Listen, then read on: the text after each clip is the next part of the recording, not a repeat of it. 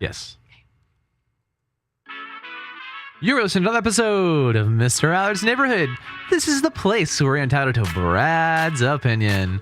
And now for your host, Brad Allard. Yes. So that's Camille. Yes. Well, we're going to listen to Camille's opinion more than mine today because I'm real tired. Aw. Getting old. But anyway, everybody knows Camille.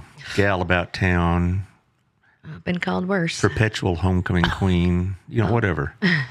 Yeah, all the things. All the things. And she's going to talk about starting another podcast. And also you're going to be talking about the hub. And we're going to talk about just what comes to mind, because we go way back. You lived here all your life. I've lived here since 1990. Yeah, and I've taught here since 88. So I guess I could be considered an old timer now. Yeah, I think you're an original. Yeah, both my kids were born in Fort Worth, but they grew up here. We haven't moved in the entire time we've been here.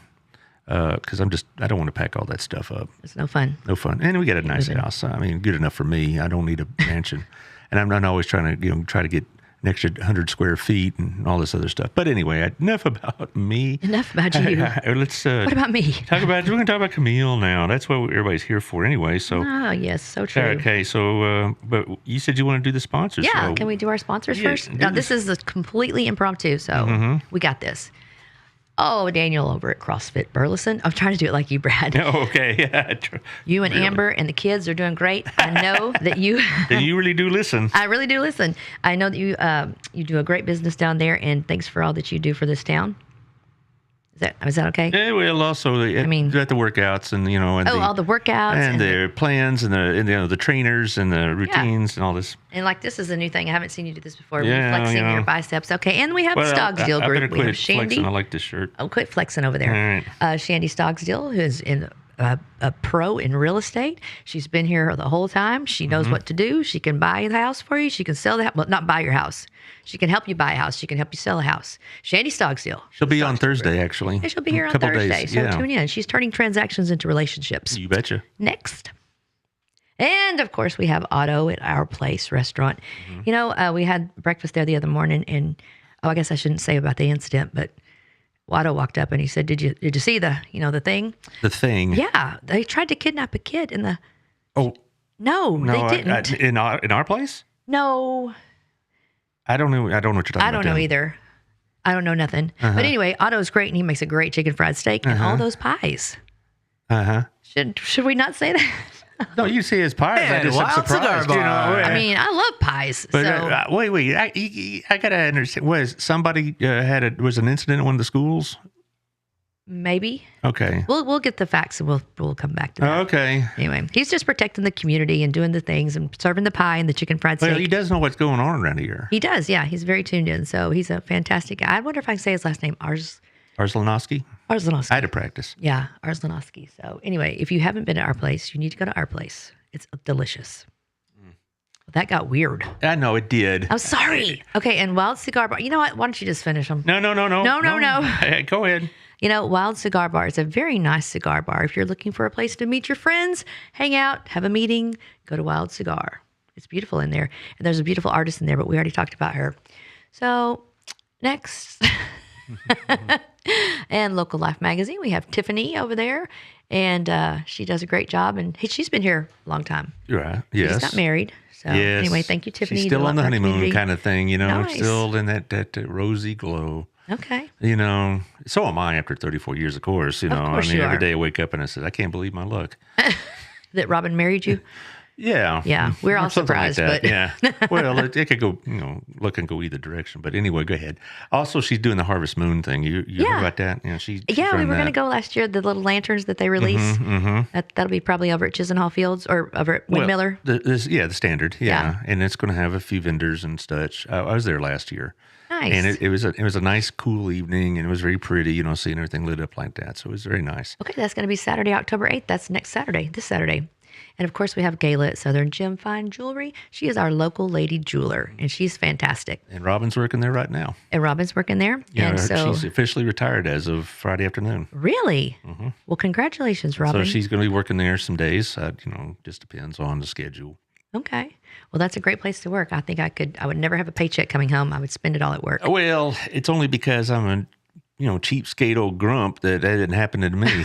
So, Women can be resourceful. So she may have a little stash you don't know about.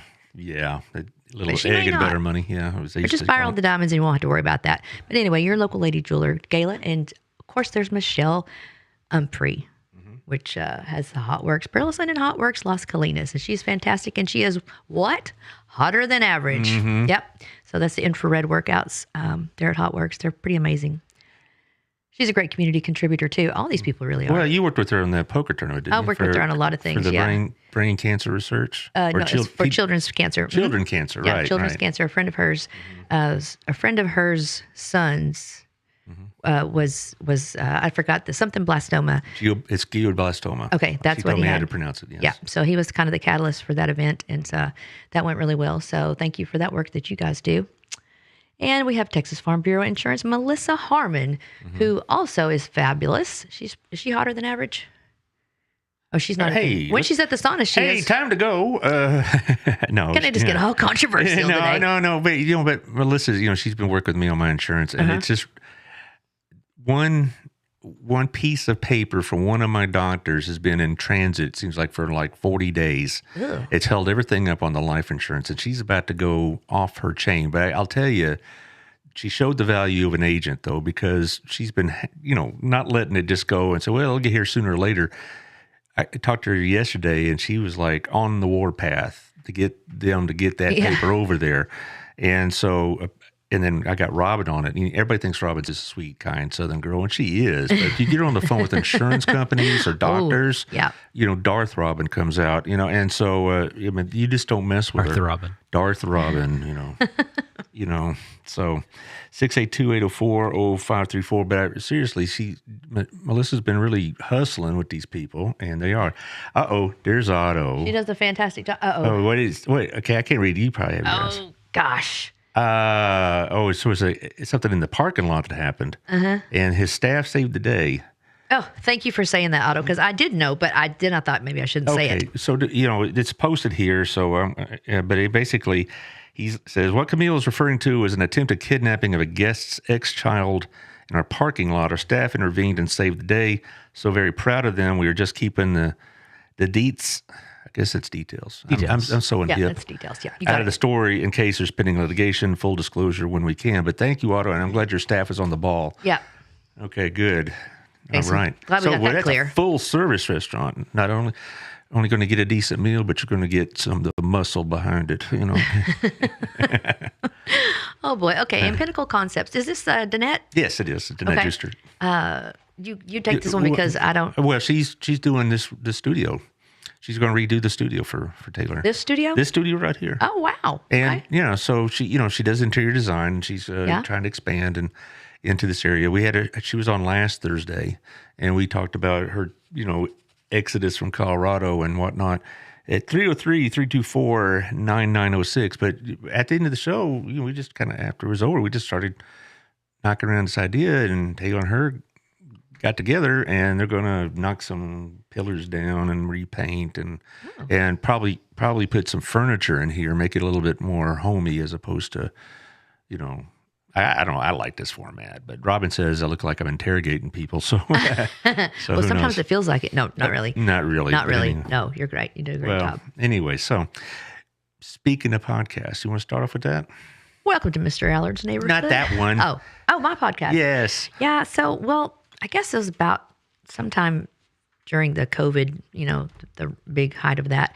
And we did, what was the name of that show, Taylor, we did every day when the... I forget. Yeah, well, I remember participating in that a couple of times. Yeah, we would do with the chamber president, some of the city people. We just tried to keep people informed. And so kind of what rolled off of that was I decided that I would do a podcast, and it's called Kicking It with Camille. I wanted to keep it really positive and inspiring and just, help tell the stories of other people that... You're going to use that same logo? Yep, I'm going to use that same logo. Okay. Which another Taylor Perky design. He's fabulous. Whoop, whoop, Taylor. What's up? What's up? Okay. And so anyway, we're going to kick that back off, Kicking It with Camille. And the reason, do you want to know why I quit in the first place? Sure, why not? Okay. So I fired myself. Okay. And because I had a bad attitude. Really? I was sad about the world, you know? Oh, okay. It wasn't so much the show, but just the constant Yeah. state of being. I mean, with all the COVID business and then, the bad news and, the elections, which were very unpleasant locally and nationally. Yeah. Yeah. Yeah. There's just a lot of ugliness going on, and I didn't like it. And so I knew that would be reflected in our show and wouldn't be so inspiring. So I didn't want to be all, Debbie Downer all the time. Mm-hmm. And I don't think that I could have continued to stay positive with all the way I was feeling kind of about the world at the time. Well, I understand that completely. That's why I'm glad over the last year and a half, the show has transitioned more into what you saw yesterday with Gabrina and Tammy King of the Children's Advocacy Center. Advocacy. I got to say that right. Advocacy. Well, 10 times fast. Yeah, right. Advocacy. And so I'm doing a lot more shows like that. And also then I get, besides Gabrina, I get the mayor, I'm going to have Victoria Johnson, we got Ronnie coming, and that's been better. So I don't have to pull the load every day. Okay, what's Biden done today? Because you read the news, it's like, man. And, I understand exactly what you're saying. Yeah. And I've had to kind of keep myself on my solo shows, so to speak, from diving into that too deeply. Because I don't want to come across as, some of these radio guys that yell and holler about the world's coming to an end because Biden wore a red tie today. I want to keep it, somewhat level, but it's tough sometimes. It is tough sometimes. I have a question for you. Betcha. All right. So that was kind of so I fired myself, I rehired myself. And so I guess I'll start going to work soon and we'll do that. But anyway, or going to another job. The question I want to ask you is, what would your ideal job be if money, location, whatever was not any barrier? Well, this is pretty good. I could do this as well. I've enjoyed this part because I've really gotten integrated with the community a lot better. And so I'm enjoying this. And then, of course, you get a few, shots thrown in your direction, but I find that almost amusing. Okay. It really didn't bother me at all. But most people have been very helpful, very cooperative. I've been a lot of good comments. But is economic status not really a consideration? Because I know exactly what I'd like to do. What? I'd like to have a bookstore like they used to have in the day, but, not like just a broad collection of books, but specifically for political science, history, those type of liberal arts type books, anthropology, archaeology. Sorry. What are you doing? Anyway, I'm just saying that I'd love to have like a space like Grand Old Town or something like that, like where the market is, or next to Dwell, and have a space and have all these books. There are history books, because I read a lot of book reviews, and there's like dozens of books coming out every week practically, and I think, man, I'd like to have that. But I first of all, I don't have the money to buy all those books. Second of all, I don't have the space in my home. But I'd like to be a place that people could go there and get those kind of books. You have a really nice library at your house, though. Yes, I think I do. And I'm you have a very nice library. But it also maybe have old, records. And I mean, not so much like used records, but just records. Like vinyls. Yeah. Okay. Old jazz, old rock, old Elvis, whatever. So an old dude store with books and records. Books and records and things of that nature, and have like a space that people could read. Maybe have the right kind of magazines, not like strictly not Time, like the National Enquirer. No, but the historical magazines or whatever else, and maybe a place and have a place we can have a glass of wine and talk about books. I know exactly what I'm thinking of. There's a place in Dallas that's been closed about 15 years now, but it was called the History Merchant.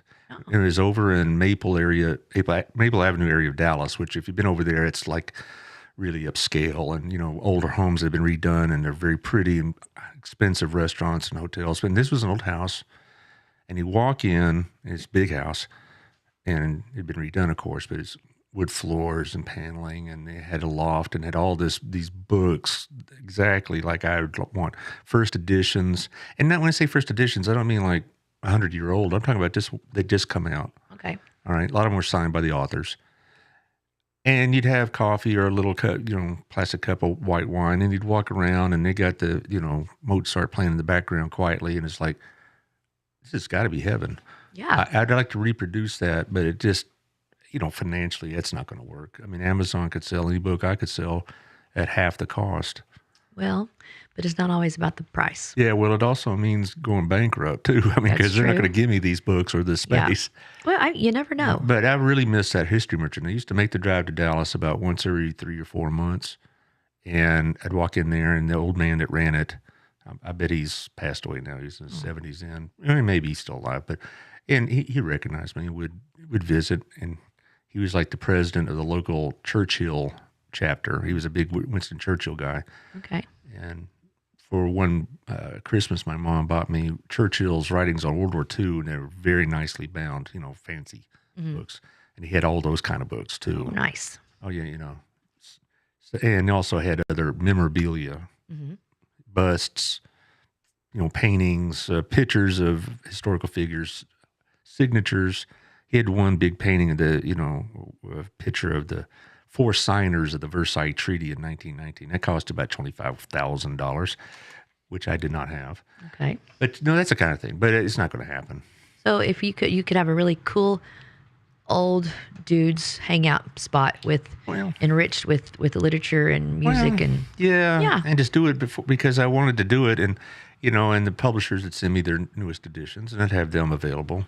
of course they will. But because absolutely would. It could work out. It could. Hey, you know what? Anything's possible, really. I mean, because we are working now with the SBDA, which is part of the SBA at the hub. So we have Sharon Smith that comes down once a month, and she helps people with kind of starting those things from funding to business planning, the whole gamut. So, well, my dad did that as a second career. When he worked for years and years for a company called Gifford Hill. When the British company bought him out, they said, "Here's some severance, and here's some bonus, and here's our good wishes." Okay. And so he found himself at about mid to early 50s needing a job. And he ended up working for the Small Business Administration for about 12 years. Okay. And, it was a different experience for him, but It is. Well, there's a lot of resources. I mean, I he think he'd know all about that. Yeah, and most people don't. I'm not aware of all those things. I always think, I don't need to get funding. I don't need to do this. I just need to get a loan and pay it off and work hard and whatever. But anyway, is there something we're supposed to look at here? No, I'm looking Okay. at it. No, this is what I do when people are visiting. See, say hello. Like Sherry Scott's watching. Hello, Sherry. Okay, hello, everyone. Okay, so that's your ideal job in an ideal situation. What would be your dream job? Isn't that the same thing? I'm Nope. confused. Ideal job could actually happen. That's the dream So could job. your dream job. That to me, is they're it? one the same. Yeah. Okay. Yeah. Could I ever do something like that? I actually investigate a little bit, but let's say that a small space in Old Town, and I don't mean like a booth at the antique Right. mall. I mean like in its own store. Yeah, That's a lot of money. it's a lot of money. A lot yeah. of money, as you will know. Yeah. And then, of course, an inventory and and the decor, because you want it to have a certain look. You don't want to make it look like a warehouse. You want it to be very posh. Yeah, well, you want it to be a place. Very peaceful.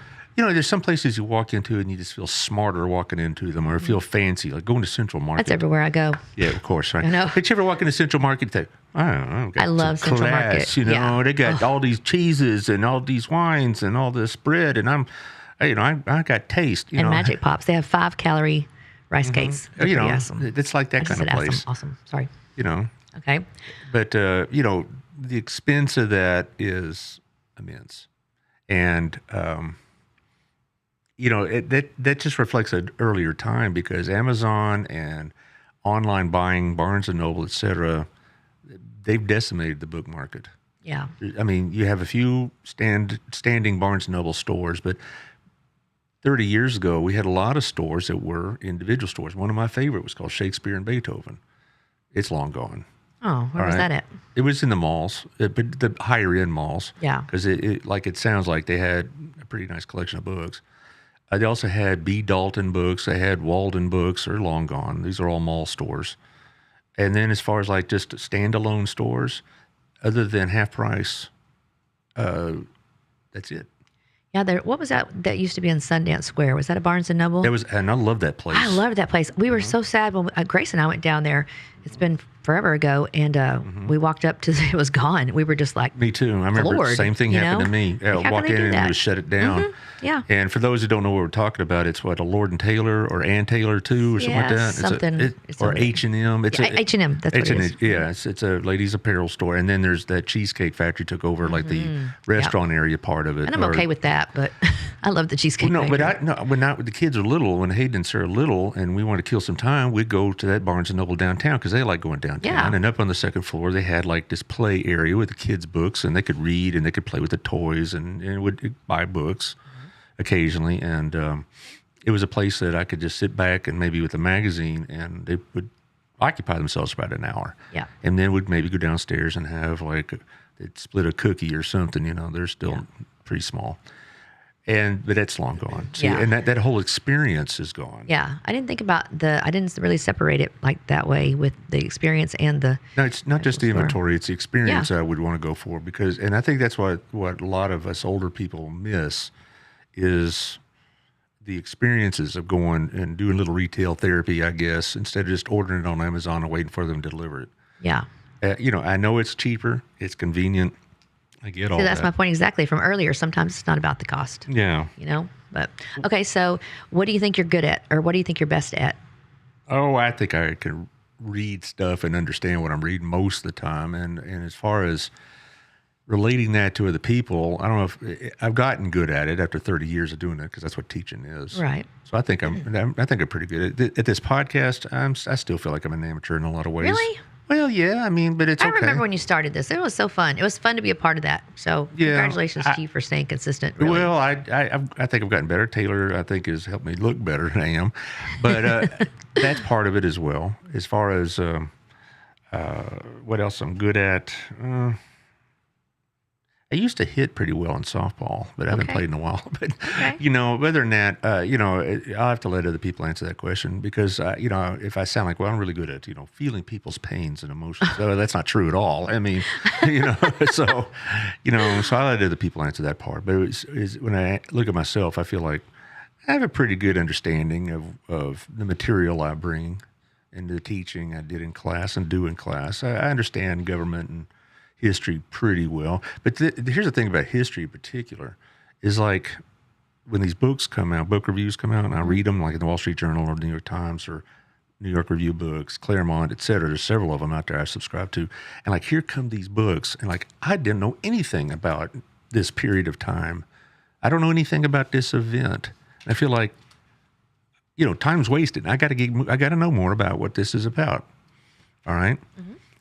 And what's ironic is last week, just an example, I've been teaching the book of Esther in Sunday school, just finished it. Mm-hmm. And there's a lot of historical references to the Persians and their king. And their book just came out about that very thing. Not a book about Esther, but a book about the Persian kings at this time. And it's like, I don't know much about this at all. But I don't have the time or the wherewithal just to buy every book that catches my eye. So I read the book reviews. Do you do audiobooks? No, not really. I like the experience of reading. That's another old-fashioned thing. Yeah. I miss the paper. Yeah. I get the Sunday paper, the physical paper, but everything else is online. Yeah. But I miss that time of sitting there in the morning with your coffee, reading the paper. Mm-hmm. You say, do you miss vinyl? Well, yeah. Mm-hmm. I miss going to Sound Warehouse. Mm-hmm. That old record store. Now you can go get vinyl at half price or whatnot, or you can get reissued vinyl at Barnes and Noble. But I'm talking about when back in the 70s and 80s, albums would come out, and you just flip through the racks and see what they had, and and it had this cool atmosphere and all this. And that's your daughter's generation has no idea what I'm talking about. Well, actually, I think they're making a comeback. Vinyls were big. She's always had a record player, and I don't know if she wanted it or she got it and decided she liked it. But you can get vinyl. I got a lot of vinyl that I kept from when I was a kid, also from half price. You can get the vinyl. It's not, but you're not getting the experience of getting the vinyl. Yeah, it's not the same thing. Exactly. Where we go to some warehouse because some new band could come out with an album, and sometimes that new band would be there promoting it. It'd be really cool. Or you get a free poster or something, right? Something that you could walk away with having an experience. And it just, I don't know. I just think the younger generation look at us like we're a couple of dinosaurs when we remember, experiencing things differently than they do. Okay. They're so online, and that's where they spend all their time, right? They are, but then I think that this generation also has taken the time to reflect a lot and to add different things back into the day that take away from that digital piece of the day. I mean, they're good at separating or compartmentalizing, or I don't know, maybe Taylor knows what I'm talking about. But I mean, they're good about doing the self-care, and they're good about doing the time blocking and all the things that really make you, or seem to make you most likely a productive happy person, Well, I don't know. It's easy for the old coots like me to go back in the day. Are things better now? Certain things are. Things are just different. Well, there's things that are better. Medical care is better. I mean, I'm type 2 diabetic, but back in my youth, this would be a lot more of a problem. And now it's manageable. And as far as the internet, it's a mixed blessing because it allows me to access all this different news and all these different book reviews I'm talking about. But then you get all the other trash that goes with it as well. You do Goodreads? I know of it, Okay. but the book reviews come from Wall Street Journal, New York Times, New York Review Books, Claremont, and sometimes National Review has some book reviews. Sometimes Washington Post has some book reviews. I spent a lot of time doing that. And as far as I guess the experiences is what I'm getting at. And that's why I would want to reproduce that history merchant experience here in Burleson, if it were possible. But I would bet, conservatively speaking, to reproduce that's $200,000 or $300,000. And only Otto has that kind of money. Yeah, of course. But he gives it all away. So I know. I was kidding, Otto, if you're still listening. Yes. But, interesting. Okay. Well, I will say, I will testify that you are a good teacher. You are my I teacher. appreciate it. And I don't think that, I mean, of course someone can learn to be a teacher, but I think being a good teacher is a really innate characteristic of a person, Oh, well, here's something. Taylor's just texted me, Doc's Records. I've heard of it. Where's it at? Doc's Like Records. Fort Worth behind Target. Oh, Doc's Records, Like DOC. West 7th area? Yeah. Okay. I thought you were saying something. Okay, in Fort Worth, behind the Target in Fort Worth? Yeah, like West 7th. That one. I'm thinking the Target on like Brian Irvin. No, like Oh, Montgomery yeah. Plaza, No, I've behind seen that area. Yeah, I know what you're talking about. I've actually seen this. Yeah, I've heard about this. There's a... Sorry. I just pushed a bunch of likes or hearts or something. I didn't mean to do that. So Yeah, that's that was- fine. No, sorry. that's great. Okay. There's other places like that. But it's hard to make a living doing that. I bet they're running on very thin margins. When you're talking about like the experience part of those things with the bookstore and all that, do you think this generation does a good job with? I didn't finish my question right. Do you think they do a good job with? I just completely lost my train of thought. Okay. I was even trying to derailed, take notes. Something about this generation. I don't even know. Oh, well, it's easy for us old timers to complain about this generation. I'm sure my parents complain about my generation. I'm sure my grandparents complain about my dad's generation. That's just part of it. The old timers look back and there's always better. But, there are some things that are better. Yeah. As far as but the experiences you miss, like when I would ask kids when I was teaching high school, what do y'all do on a Friday night? We play video or we, text and like, you don't do anything, you don't go out and do anything. We used to drive around and waste time and waste gas and try to, hook up with friends or maybe play pool or basketball, or we go sometimes the video arcade, and people kids look at me like I just I love stepped the out of the arcade. Stone Age or something. Well, we did step out of the Stone Age, but I do love a good arcade. I remember my question. All right. Do you think that this generation is better at putting great value on experiences? That's a hard question. I mean, I know some that they want something different than what they're experiencing, and so they're looking for that experience as much as they're looking for stuff. Okay. But some of them still want the stuff, Yeah. But I would say that one reason, kind of an example of what we're talking about, is one reason I think there's a revival of certain types of music is because the kids listen to what they listen to now, and they've heard it and heard it and heard it, and they want something different, something that sounds authentic to them. So they kind of go back in time a little bit. And I experienced that myself. I mean, I have a fairly decent collection of songs on my phone from the R&B days, rhythm and blues, back in the 50s and early 60s, and those type of artists. And I didn't listen to that when I was in high school. Yeah. Now I have a pretty considerable number of songs, and I've read book on it, and I've read material on it. Right. Also, Do you know who Diana Krall is? yeah, jazz. We saw her the other night. She was fantastic. Right. And then also when it comes to country, besides, by the way, you hear Loretta Lynn passed today. What? Yeah, Loretta Lynn at age 90. I don't watch the news, but that's really sad. Well, somebody texted me. I didn't see it in the news, but my friend Scott texted me. When a time when you're a musician of note passes, we let each other know. Oh, Scott. And but also country. I listened to Bob Wills. Yeah. I listened to. Wasn't that Andrea Arnold's grandpa? Yeah, when she was in your class, right? Yeah. And she told me that she was Bob Wills' granddaughter. I go, yeah, sure, right. Yeah. And then she showed up the next day with a picture. Boom, Yeah. buddy. And I had Andrea's daughter, Grace, and they I think Andrea's like on some sort of a board of directors for Country Music Hall of Fame kind of stuff. No, it's the Cowgirl Hall of Fame. Cowgirl Hall of Fame, right? And so, so I listened to Bob Wills, Merle Haggard, Lefty Frizzell, people that my dad probably would have listened to, just because. You like the Statler Brothers? I don't care for those quartets as much. Okay. Like them or the Oak Ridge Boys. That's not for me. But Conway Twitty? No. Dolly Parton? Some. Okay. Some. Hey, there's a Dolly Parton song for everything in life you're going to go through. No, and I There's a song. highly respect her talent. She's hilarious. She's just, and her she's living. character. Yep. And also some old Willie stuff. But I don't. But I don't listen to like the new stuff. I wouldn't know a Brad Paisley song if somebody played it for me. And I'm sure he's great, but I wouldn't know it. And as far as anything in pop, forget it. I'm stuck in the 70s and 80s and 60s. Yeah. Who's your favorite band? U2. U2? Back in the day, now they haven't put out anything decent in the last couple of decades, but the albums I have I really like. Okay. U2. And as far as like individuals, I really like Van Morrison. Steely Dan. See, if you ask Allman me, Brothers? Yeah, some Allman Brothers. They'd be on Dickie that. Betts?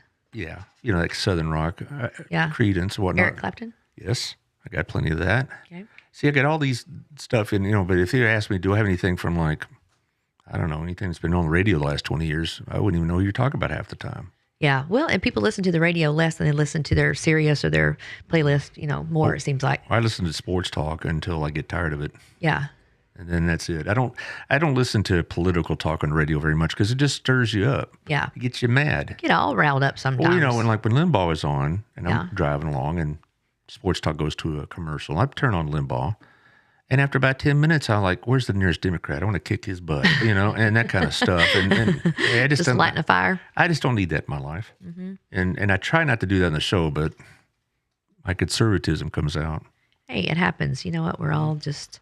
Well, I don't want to pretend something I'm not. No, but the more people that talk, that when we discuss your show, it seems like a far greater people will appreciate your delivery and even allowing you, or not even faulting you for your opinion if they don't agree, but they appreciate the fact that you just kind of say what you think and then provide some information. Well, and you're not trying to persuade anyone to do anything different. Well, and people that don't agree with me, I don't consider to be like opponents or rivals or enemies even, or anything that like stupid like different. that. They have a different viewpoint, and their experiences may have led them to come to that conclusion.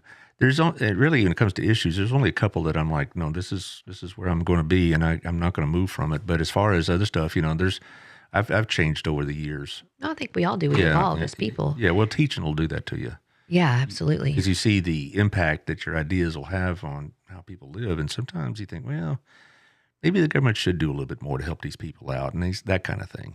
Yeah, I've got several friends with kids with autism and different things, and I was like, why the way that they're structuring those classrooms, with the bullying and the pulling them out, it's embarrassing. But having someone come in, that's uncomfortable. So I don't know what the solution would be, but I know it's sad that it's it's a conflict. Well, I've been asked a couple times, why don't you do a show about education? And the reason I'm reluctant to is not that I don't have an opinion. I have a lot of opinions about education, but I don't want people to just assume that I'm talking about BISD. Yeah. That I'm because, when people trash BISD, like has been done before. You get a little...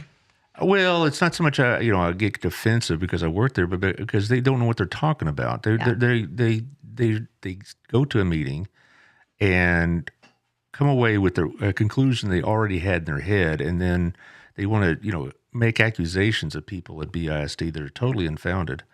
And, and I've been there, and I'm not going to tell you BISD is, some well-operating machine. There, sometimes we really, I just wondered, how in the world are we functioning? But, if I want to complain or criticize education and what's going on in the state of education, I don't want people to say, well, he's talking about BISD, because I may not at all. And I don't want to spend all my time saying, no, I'm not talking about BISD. Right. Because I think there's some really good things going on in BISD. And that's just not me just saying that to be nice or whatever. Well, maybe you could just highlight the good things that are happening. Well, like with a particular guest, Well, we're trying to work something like a monthly routine. I haven't been able to really talk much about that yet because the details are still flux, but it's been brought up to the administration's attention, and they like the idea, and we're going to get together and work out the details. Perfect. I'm hoping to have them on in about 2 weeks. Okay. But as far as details and who and what, I really, that's not been all panned out yet, but it'll happen. I understand that. We have a lot of plans like that at the Hub right now. Yeah. Well, here's the thing about your show. What in particular are you going to talk about? I have to plan 3 months at a time because that's what my producer says I have to do. And so I'll have to get back with you on the exact topic. But, basically it needs to be positive. It needs to be inspiring. It needs to be just any kind of positive. And if I can't do that, I'll have to fire myself again. Not an option. Oh, but that is not an option. So we're going to be talking about, I love it when I meet people just so random and they've got a story that you would never imagine. And then, getting someone you might be around every day and you have coffee with them one day and you discover, wow, this person is just this whole other. So anyway, I would just want to kind of find the hidden gems in people and bring it out. So they don't necessarily have to be like office holders or anything like that, even though I'm sure they'd have a spot there if they wanted it. Who? Office holders, like a council member or board member. No, absolutely. No, I mean, this is going to be from the my homeless friend Treva to all the way up to, whatever, if that's even a fair comparison. But no, it doesn't matter what you look like. It does not matter where you come from. It does not matter how old you are. If you have an experience that the world needs to hear, we're going to share. Well, see, there you go. That's a great show. Yeah. Because there's a lot of things that these podcasts can do. It does get people an opportunity to let themselves be known and their organizations be known. Now, there are a billion podcasts, but I've been really, really fortunate from the beginning to have sponsors that have made this affordable. Right. And that's a real blessing. Well, it is. And, okay, I won't talk about that right now. Okay, fine. Sorry, I'm just like, no, we're not there yet. Okay. Okay. Okay. Well, tell me about the Hub, though. I mean, I know you got some changes in mind. We've got some changes coming up. Let's see, what can I talk about? We're going to shift a little bit more into kind of an art space or maybe a more create space type of thing. Less of a business-oriented place? Well, it's, similar to the experience that you were describing earlier. I don't know about the music, but I do like Mozart.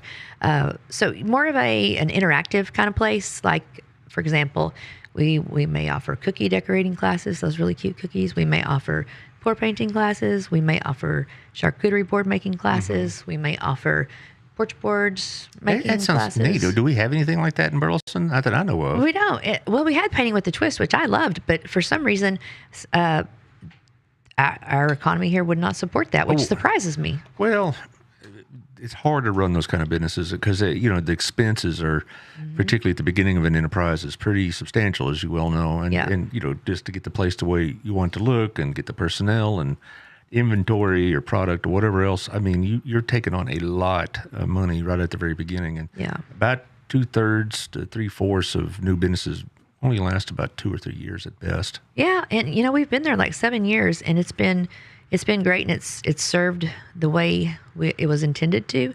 But I think this is going to be more of a little bit of a shift of maybe some venue space on a very small level.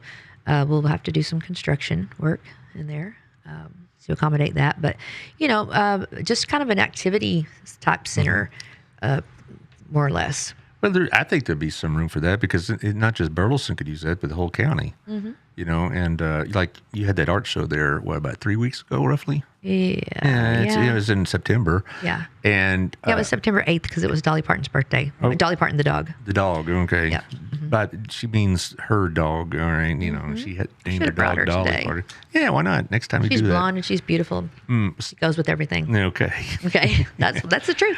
Well, anyway, so, and I was there for your event, and they had artists there and had their stuff for on display. But you're talking about not just having shows there every couple of months. You're talking about the artists using it as a workspace. Well, that, and then maybe kind of allow people to create stuff that they don't have the confidence or the resources to do it otherwise. But let's talk about the art show for a second because Sure.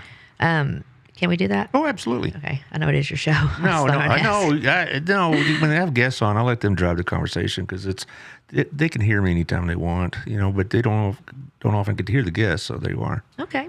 Well, so it was a really fun thing, and I would like to say thank you. You guys, of course, B&I is always strong. They always come through for everybody. So I appreciate all the help that everybody had contributed. Gabrina, we partnered with the Chamber and this OTBA on this, which is the Old Town Business Association.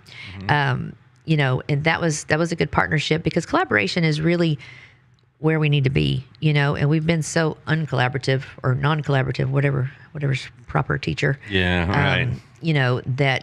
That we're getting back to that seems really extreme and really positive. So anyway, I love those ladies. So Joni and Gabrina both did an excellent job at helping, and we had some fun making some little videos and things. And with Joni, we had to take like 400 takes to get our end product, but we finally got there. Well, She might say it was me, but I think it was her. Well, I'm going to have Joni on again, I hope, fairly soon. It's October, I'm pretty booked. I got a lot of things going on, and, guests. I'm having more guests call me or text me and say, hey, and I have some standard ones, like Victoria, this will be like her 5th time on the show in about 2 weeks. And that's great. Yeah. But I'm just saying that I'm getting a lot more in the last 6 or 7 months of getting people contacting me more than me having to go dig up, guests or something like that or whatnot. And that's a good thing. Yeah. But you need. I know you like to expand that space, but doggone that Dollar General won't cooperate, will they? No, they just don't. Yeah. I have to take over the world some other time. But, I know. But we just want to create an outlet really for experiences, It could even be like a little, say your men's Bible study group wants to get together and, I guess, I don't know if y'all would paint, but, you could do a informal card game or, just something. Cards, we're Baptists. We know nothing about these cards. Of course not the Baptists. Not the cards, Baptists. No dice, no cards. I'm thinking, so y'all have to hide your liquor and your beer and your wild women. It's not that we don't drink. It's just we don't pay. Oh, well, we don't pay? We don't pay. That's okay. I thought we don't talk about it. No, that's the joke I make is that the Baptists don't recognize the Quran, the Pope, or each other at the liquor store.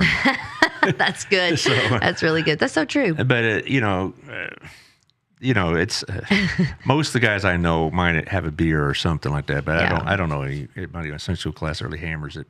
So yeah, it's embarrassing when my Sunday school teachers get hammered. I wish they wouldn't do that. Yeah, it's bad. Yeah, it is bad. Where were we going with all that? I don't know. You got me off track again. We did get way off track there. Gosh. Yeah. Well, I think you're doing better than you think, Well, I hope so. Yeah. I think you're doing better than you think. So, and it's been fun. You've from the beginning, because we've all been here with you from the start. So I think that's fun. Well, one thing is also, I get a lot of people that, most people don't listen to every show every day, and that's fine. Some things are of interest to them, sometimes they're not, and sometimes they're busy, and that's all good. But I think a lot of people like the fact that it's here. Yeah. That they know it's here. Yeah, well, it's produced locally here at the Local Legends Lab. You are a local.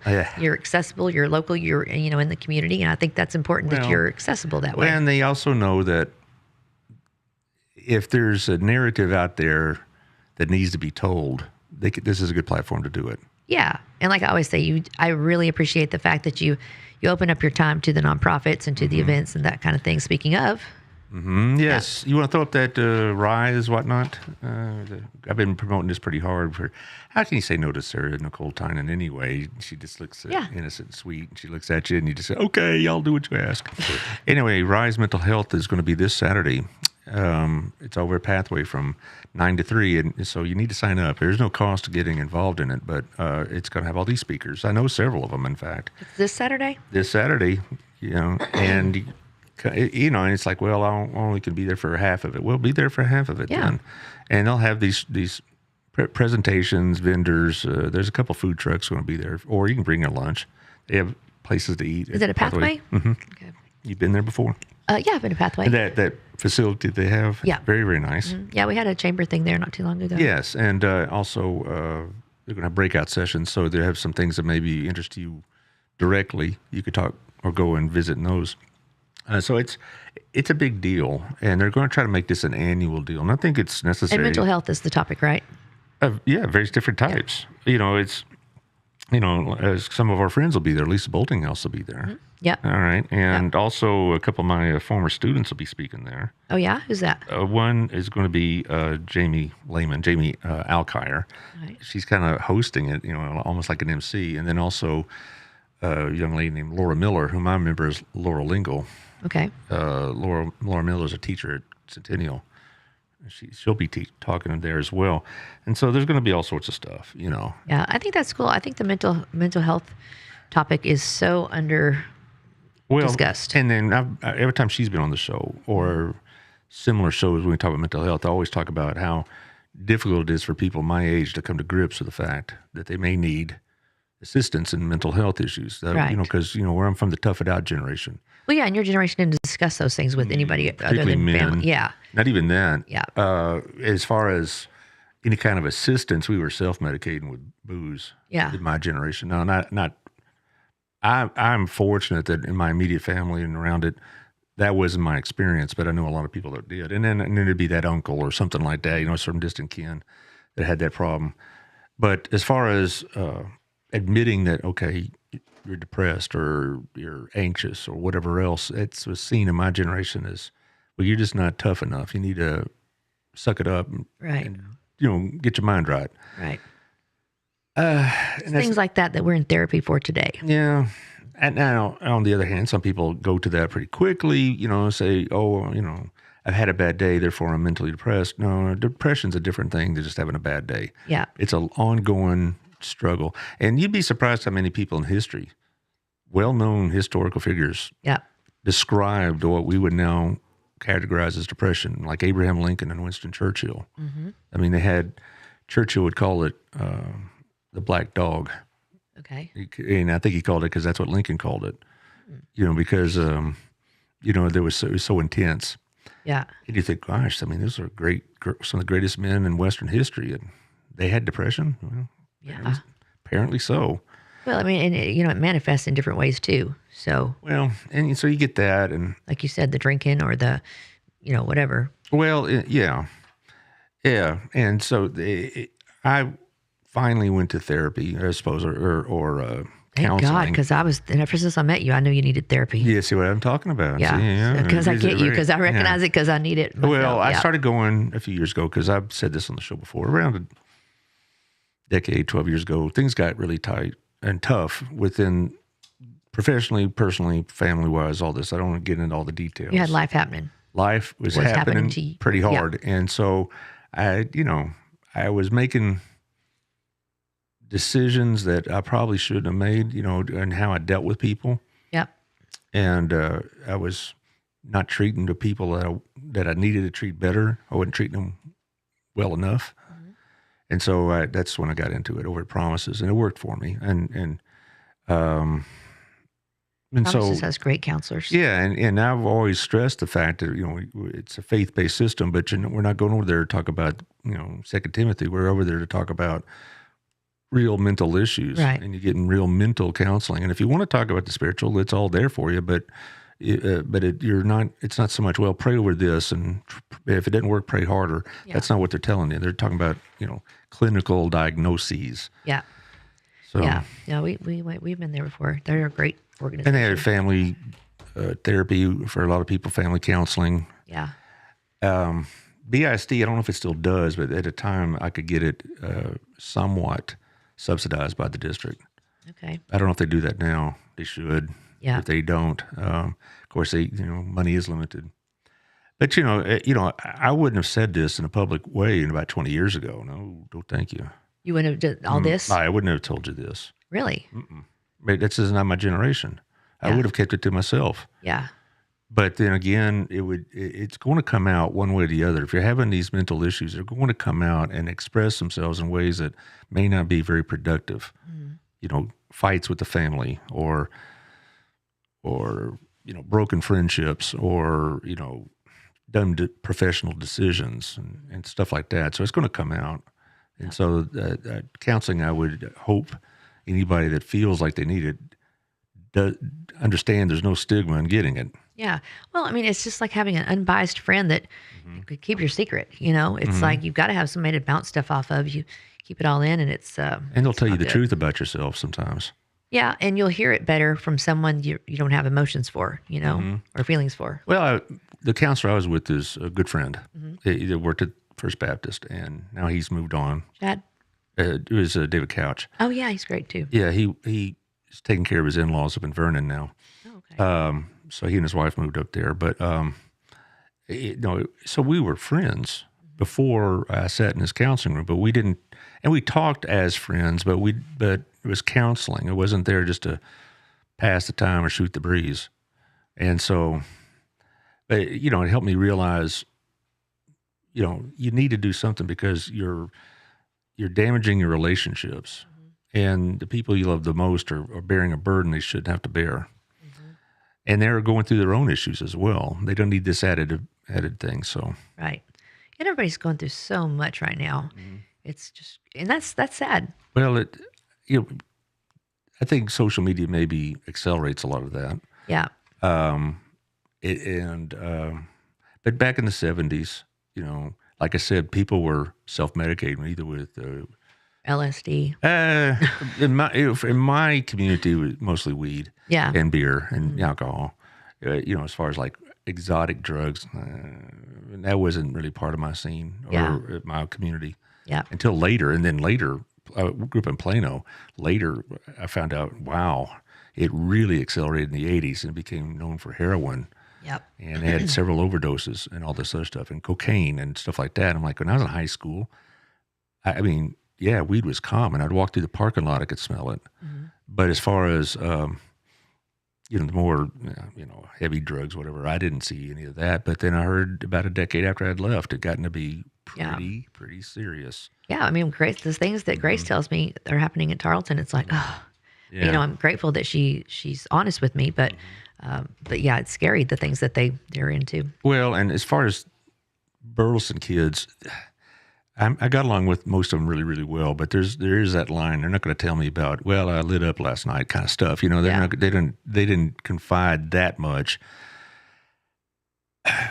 But you were pretty in tune with them. I knew that when a bunch of kids got together on a Friday night, 9 times out of 10 it wasn't Bible study, and there was going to be some sort of illegal activity, whether it be underage drinking or weed or something like that.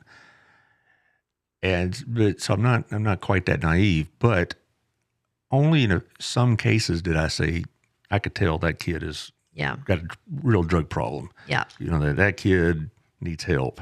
Because I found out later, when the kids are adults and they tell me, well, I got drunk for the first time when I was 16 and they were sitting in my class. I would never, wow. does it bother me? Well, if it's one time thing in high school, that happens, right? Thank God they didn't do any damage to themselves. Right. But if it was a weekly thing, then we got another problem altogether. Yeah. So, but in high school, you do dumb stuff. Yeah. We're human. Yeah.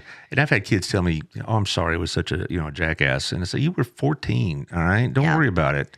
Yeah. You were a kid, or you were 16. You didn't know what was going on. Don't worry about it. You're an adult. You got family. You got a job. You done well. That's the important thing. Yeah. I don't blame them for their actions now when they were stupid back in the day. Right. Well, gosh, thank goodness we're judged on every bad decision we've ever made. Lord, Wouldn't have any friends. I remember when Brett Kavanaugh was getting confirmed for the the Supreme Court about 3 or 4 years ago, and they were going back to his high school yearbook. Yeah, I'm like, my remember God, that. are you kidding That was me? exhausting. Well, and then all this other stuff that were alleged, and I think, my God, if I'm never going to be a Supreme Court justice, but I'd hate to have the FBI go and say, well, when you were 14, you did not say please and thank you I wouldn't want to run for local government.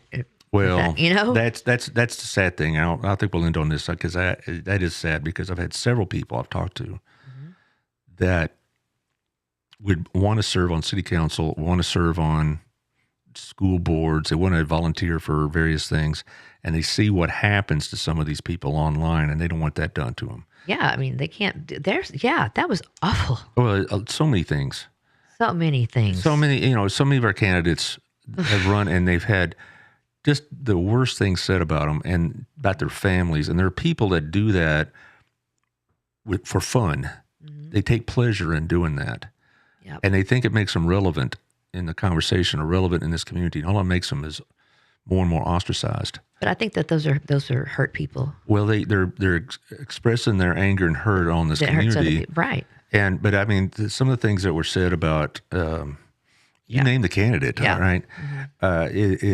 And they always will say, well, it's the other side that's doing it.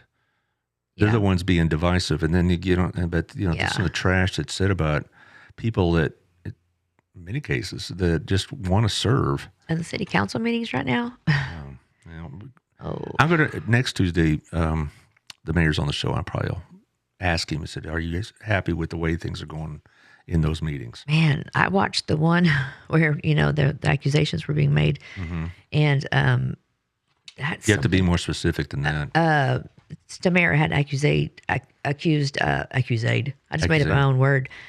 Well, I'm just saying it happens all the time. Yeah, it does happen all the time. Yeah. She was saying she felt threatened by Bill Janis. She was a threat to whatever. And I was like, are you kidding me? You've met Bill, right? Yeah. Well, and that's sad. And that's how ludicrous. And so I think that's, Oh, I'm sorry, I'm not supposed to have an opinion about it. No, you can have any opinion you want. Okay. I mean, I don't tell guests what to say, but I will be asking about that next week. Yeah. Because I think it's disturbing to a lot of people. It's embarrassment to the city. It also means for a lot of people, I'm talking to a friend of mine who's seriously considering about running. But he also said, but I'm afraid they're going to go digging in my family's past. Make something up that's not even there. Or if they can't find anything, which I know this guy, I've known for 30 years. There's nothing in his past that's going to be, revelatory. It's not going to be, some sort of scandalous thing. He's as solid as can be, but that doesn't mean they're not going to make accusations or insinuations. Yeah, it doesn't. Yeah, exactly. And that's really been tough. That you asked earlier about the job. Most of it's really good. That part I don't care about that much because you get targeted, and then you're the one getting called out. I got called out in a city council meeting for being divisive. Oh. Yeah.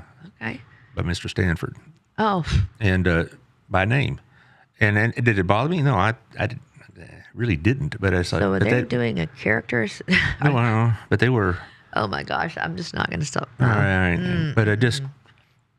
And that is disturbing. And Here's something positive. You want to know something positive? Sure. I have twin grandnieces. They just came into this world, and their names are Autumn and Phoebe, and they're precious. My little nephew had twin girls. Wow. That is some good news. I guess it is. Yeah.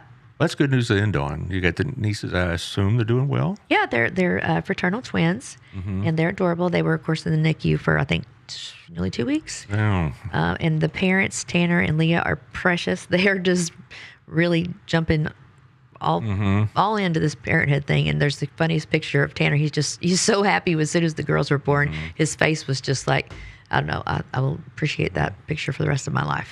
But anyway, we're going to do this again, probably, I don't know, beginning of the next calendar year, because November's already filling up. Because a lot of the nonprofits do stuff for Christmas and Thanksgiving. So okay, well, we might be back because a lot of this stuff is real holiday centered that we may be doing here at the Hub. Then, all right. If you need it, just where to contact me. You just will find the schedule time. Find Mr. Allard's neighborhood. Yeah, that's right. And I really enjoyed this conversation. I mean, it's been I did most of the talking. I thought I would be asking you, but you kept asking me questions. And boy, I like to talk, as anybody will let you know. So, right. Yeah. And I'm very appreciative of your support and support of the other people in this community to make this show what it is. And as far as any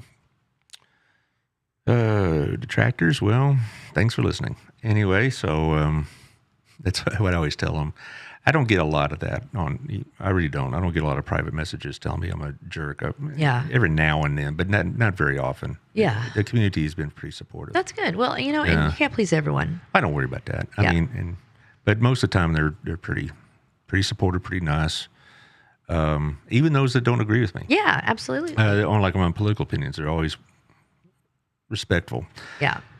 Anyway, I got to go. You got to go. We gotta go. All right. Taylor, Good day in the you doing neighborhood. all right? I'm surviving. We'll be here Thursday with Shandy, talk about real estate. Yeah. The stock deal group. Yeah, Stocks Deal Group. And that's going to be interesting because the market's really taken a turn the last has. month or so. Yep. And we'll see y'all Thursday then. Peace out.